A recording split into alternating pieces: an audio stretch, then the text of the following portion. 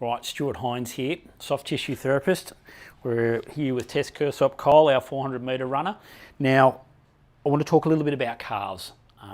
And obviously with athletes, once again, I know we've talked about hamstrings and hips and so forth, but the calves are obviously another really important area.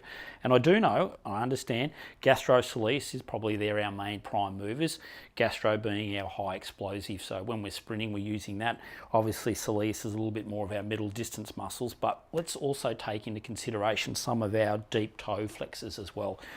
So for a start, we've got popliteus, which is a really, really important muscle, and it's often missed, especially with a lot of knee issues, especially that biomechanical component as well, because it wraps around and inserts basically into the knee itself.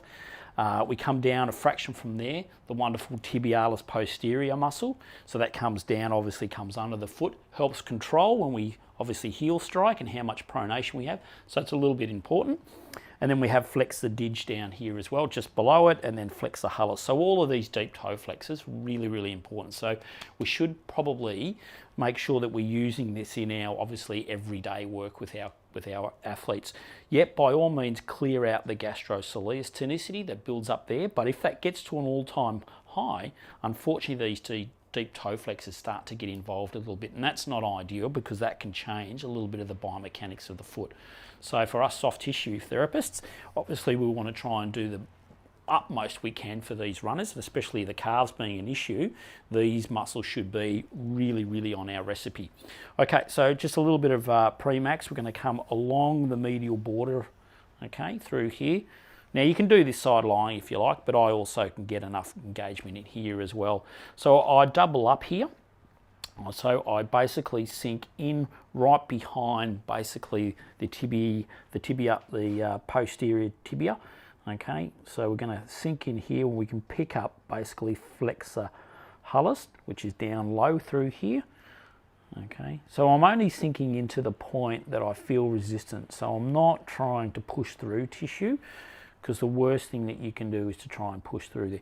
Probably just make sure the foot is in obviously a little bit of plantar flexion, because that will relax that other soleus complex as well. Now once again, remember we've got a nice little trigger point in there as well, which we can sink on. I know it looks like I'm pressing in really deep, but it's actually quite broad. And that's comfortable, isn't it, Tess? Yeah. Yep, that's all right. So really important. I know you can needle this as well. By all means, yep, if you feel that needling's, and it's trying to back off that tendency with the needling, but honestly, you need to get in here and do some soft tissue work, okay? We come up a little bit further, okay? You'll start to feel that you can sink in just that little bit more, because now there's just that little bit less soleus involvement in there. So see how I'm sinking in there? Okay, so now we're in the vicinity of the flexor dig and also the tib post. Now they're like a cluster. It's like one big large trigger point in here. So once again, really important that we sink in there, not too much, but we do want to engage. Some therapists do try and come through the belly of the muscle, but I tend to find that that's just probably a little bit too aggressive sometimes for athletes. But each to their own, okay. So cluster of trigger points right through there. Okay, and then we can finally come up. If we find the lower or the inferior condyle of the tibia, okay, which is about there, come across and then maybe 1 or 2 finger widths in, and then we should pick up the popliteus trigger point right in there. Probably feel that in there, Tess? Yeah. Yep, that's it there. So once again, ripping trigger point. Obviously popliteus is really important because it unlocks the knee when we stride, so if we've got any issues on that level, not ideal. So simply just a sink in, just let it relax, let it just relax, melt away, and we should get a good release and a change through that tissue. Okay, so recap here.